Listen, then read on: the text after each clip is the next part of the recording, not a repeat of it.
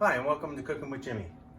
We are going to show you how to make the best little fast app and easy, really easy to make artichoke dip that amazes everybody that has it. And it's really, really good. So now, because we're still in quarantine, we got the third set of pajamas on now. We got my American Eagle, a little thing because we get a little surf style kind of pineapple shirt going on and all that. So anyways, so what you're going to do for this dip, it's really easy. You don't even need measurements. If you want to know the measurements, what it is a cup of everything except for the jalapenos. So you're going to need artichoke hearts, not marinated artichoke hearts. You want just the artichoke hearts in the liquid. You want Parmesan cheese, but you want to make sure the sodium on it is below 10%. You can pick up some and it'll be like 18%. It will be so salty you won't be able to eat it. So you can find ones around 6, ones around 8, and you can buy the fresh grated stuff, all that jazz. You need some of that. You're gonna need olive oil mayo. I use olive oil mayo because olive oil is good for the body. So this is actually good for you.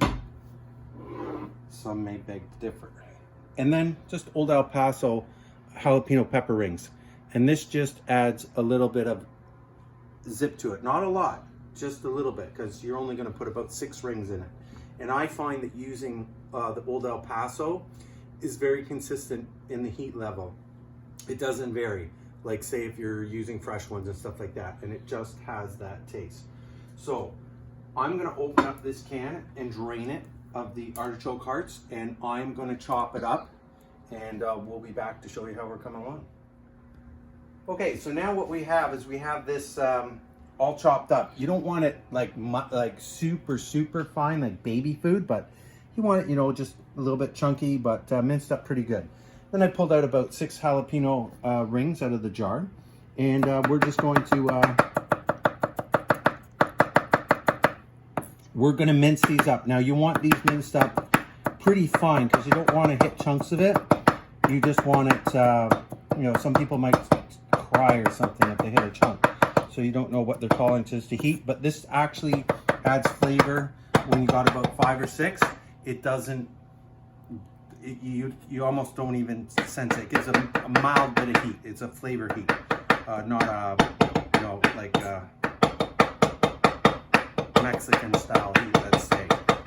So we got all this. So this is all minced up nice and fine. You can see it now.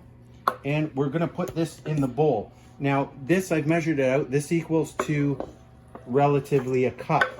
What I've done, because I don't like washing dishes and measuring things out, this is really easy to do. So now, if you took that minced up stuff and you put it in this can, it's gonna end up being about 3/4 of the way in the can.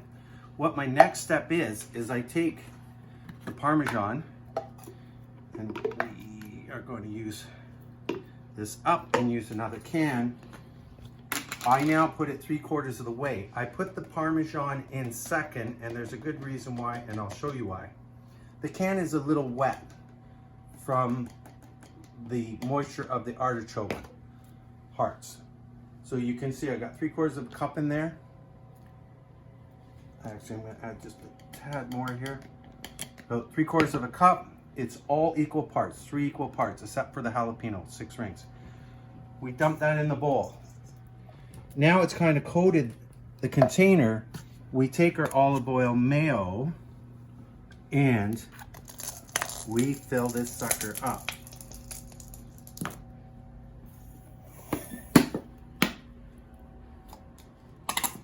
And do this without making any rude noises. Oh, so close.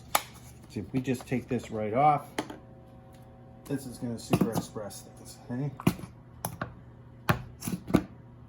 And this is going to work out perfectly. We have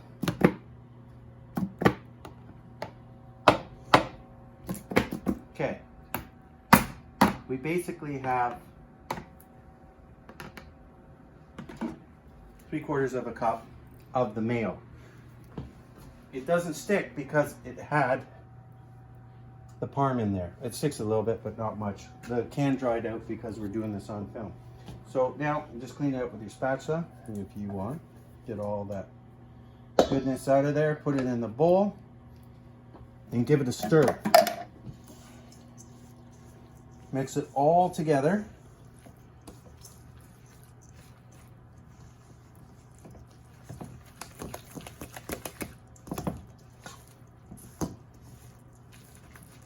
Once you've got it all mixed up here, which doesn't take much, try not to get it on yourself, we will now put it inside our, now, and I'm going to tell you why. We're going to put it inside a quiche dish. This is very important. It's stoneware, but it's very shallow. It's like an inch in depth, the side. If you put it in a pan that's too thick, it doesn't cook properly in the center. It's all about the browning of this stuff. It bubbles and it browns, and it's just, it's really, really cool. Just the way that the browning goes on top. Gets nice and golden brown and bubbles, and it's so good. So that's all there is to this. Now, one of the beauty things about this is, let's say you got invited to a dinner party. You always say, what should I bring? Okay, you bring the app, or somebody bring the salad. So if you want to bring this app, this will blow away everybody. Put saran wrap on it. You can make it earlier in the day, throw it in the fridge, pop it in the car in a cooler bag, drive to the cottage, drive wherever, bring it to their home, no mess in their home. All you have this, turn their oven on, throw it inside, and rock and roll. You're all set. So that's what we have here. It's all set and ready to go. We're gonna put it in the oven now. Okay, so now we got our oven preheated to 450 degrees. We have our dip. Now, we're gonna have it on center rack. Throw that sucker right in the middle. I don't time this stuff because it's a visual. This is a very hot oven. If I do it in my mom's oven, it's a different temperature. It'll take a lot longer. I'll probably set it at a hotter temperature because it's not right. And this is convection. So it all depends. I can give you a timing and then it won't come out right. But this is a visual sensitive like product. So we'll just keep on checking in on it and looking, and it probably take about, I would say about 20 to 30 minutes, depending on your oven. But you want nice and hot, and you just watch it when it bubbles and go golden brown. So we'll check back in it. We'll show you, give you a visual, and then you know exactly what to do.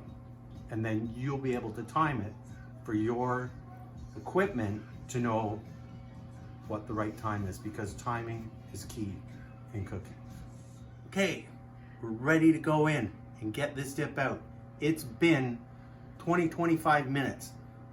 My little oven here, this puppy, is nice and hot. So we're gonna show you what it looks like when it's done. It is bubbling and it is golden brown. You see it moving? It's like the motion of the ocean. So this is gonna be smoking hot. You don't even want to get around your guests. It's got to stand for at least 5. It'll still be crazy hot, like 5-10 minutes. But set it out on the table, warn them that it's crazy hot because it's boiling oil. And then we sliced up a fresh baguette.